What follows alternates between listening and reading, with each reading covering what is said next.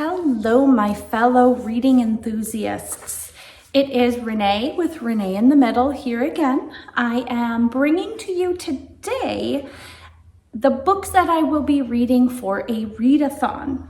And this readathon takes place December 1st through the 14th. And the readathon is called Jinglebellathon.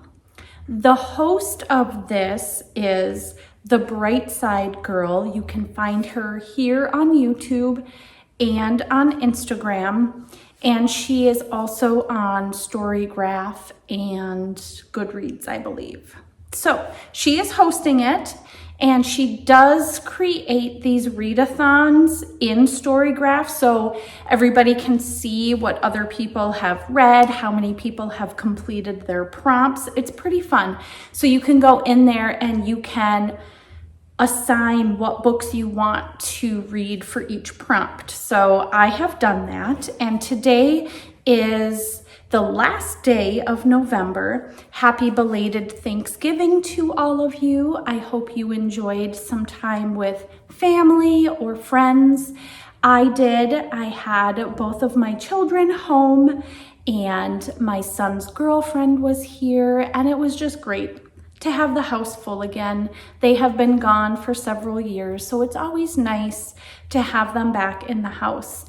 And I know you guys are watching this, and I love you so much. Thank you.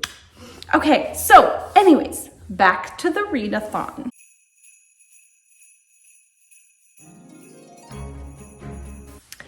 So for this particular readathon, there are 5 book prompts, and there is 1 bonus prompt. There is also other tasks you can do and complete for this readathon. You can find those on the TheBrightSideGirl's Instagram account. I don't really think I'll be participating in those. I guess we'll see how that plays out, but I'm just gonna go through with you the 5 different prompts plus the bonus one and which books I'm planning on reading for each prompt. So let's start. Prompt 1 is a Scrooge prompt. So it is a book that has a main character that hates Christmas. For my book prompt of Scrooge, I am going to read Christmas People by Iva Marie Palmer. And the book says, some people are Christmas people, but Jill Jacobs is most certainly not. She hasn't been ever since her hometown love broke her heart on Christmas Eve. But after 3 years of making excuses to not see her family for the holidays, lest she risk a run-in with her ex, Jill finally caves in to her mom's sugar-coated guilt trip and finds herself back in drab suburban Illinois for a chaotic Yuletide visit. After one very hazy night, Jill wakes up to a hometown that's filled with jolly neighbors, covered in pristine white snow, and seasoned with the smell of peppermint. She realizes that this is more than just a bad hangover. She's stuck in a heartfelt movie. One set in her town starring real people from her life, including her family, her high school crush, uber perfect, owns a bakery, and definitely a Christmas person, and of course, her ex, handsome as ever, and now clad exclusively in plaid flannel. The only way out of this bizarre world is to complete the plot of the movie, which involves a holiday baking competition and a cookie sweet love story. To get home in time for Christmas, Jill must act out a picture-perfect holiday romance with the one that got away, all while her ex watches on. Fa la la la, freaking la. That sounds so good. I love a holiday bake. I am a fan of holiday romance novels, so I'm really looking forward to this book. So this book is going to fulfill my Scrooge prompt, a main character hating Christmas. And I'm sorry, I have to stop. My cat just jumped up onto my mantle and I have to get her down.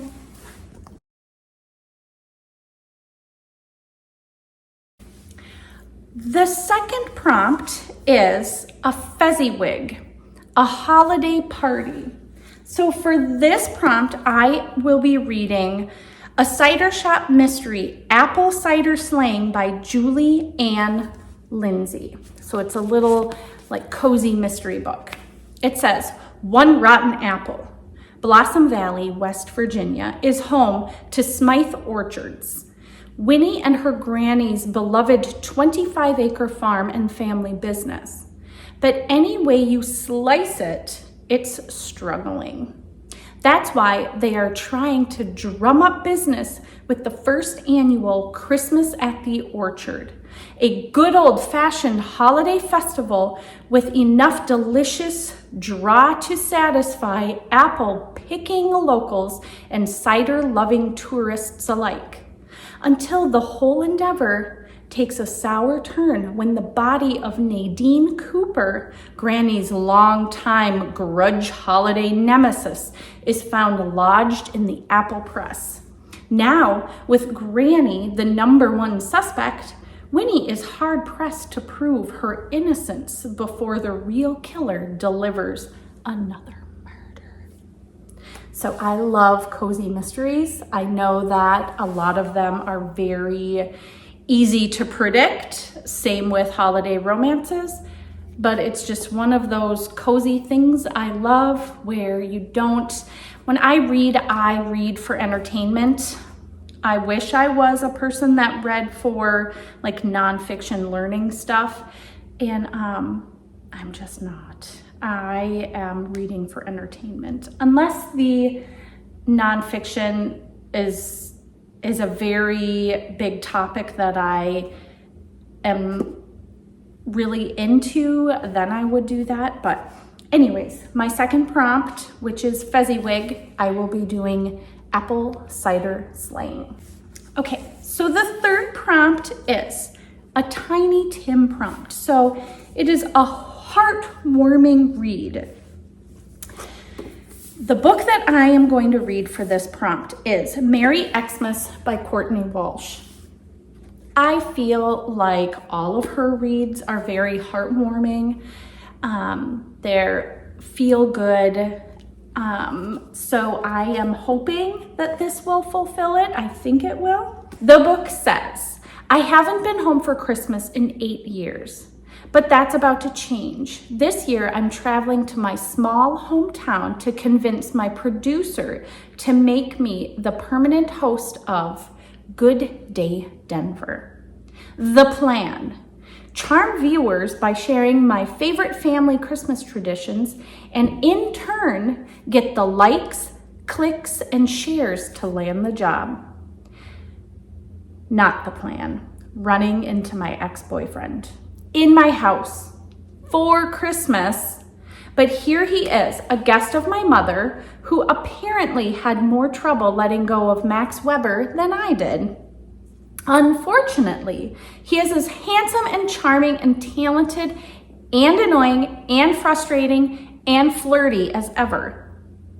Even more unfortunately, he seems to have a plan of his own to convince me to give him a second chance, which is not happening, bub. There's just one problem. My viewers love him. More than that, they love us, me and Max, my ex. The boy who broke my heart, the boy I now have to fake flirt with to win over the hearts of my viewers. But it's not their hearts I'm worried about. It is mine. So I'm hoping that Merry Xmas by Courtney Walsh will bring that heartwarming read that I need at the holiday season. So this is filling my Tiny Tim prompt of a heartwarming read. The fourth prompt for this readathon is Christmas Spirits. So you read a book that fits a ghost story holiday-wise. So the book I've chosen is Young Scrooge by R.L. Stine. Holiday cheer becomes holiday fear in this funny, scary send up of A Christmas Carol from best-selling author R.L. Stine. Rick Scroogeman hates Christmas. He can't stand the carols and the pageants. He can't stand the lights and the mistletoe. But what he hates the most is having to watch an old movie, A Christmas Carol, every year at school. We've all been there. We know that there are certain movies they play every year at school. Since his name is Scroogeman, all of his classmates start calling him Scrooge, and he hates being called Scrooge. But everything starts to change when 3 ghosts visit him. At first, he thinks it's a dream, but then he realizes that it might be a nightmare that could become real. So this is going to fulfill my Christmas spirits prompt, a ghost story at Christmas time. And the last prompt is Bob Cratchit. So it is a holiday family read. And the book that I'm going to read for this prompt is Let It Glow by Marissa Meyer and Joanne Levy.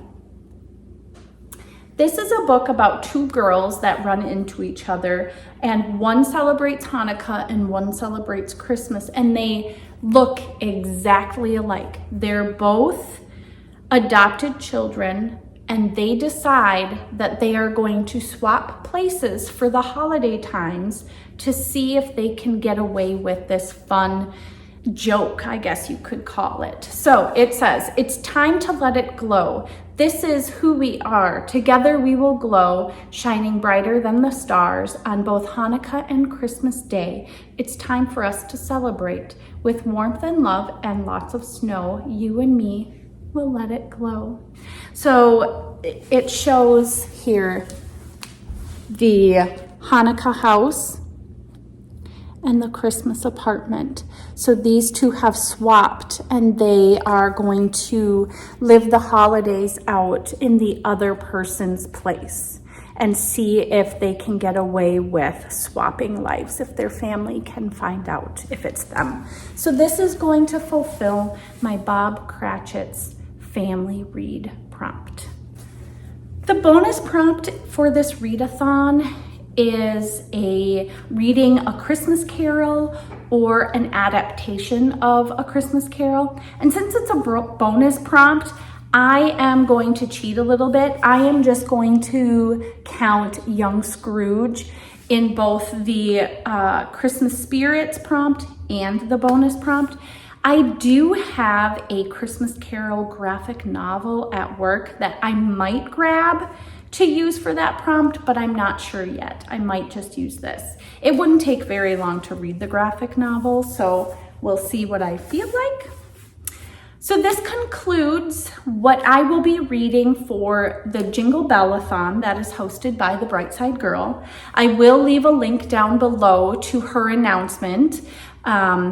And maybe you want to join in and do your own prompts. And Storygraph is really cool.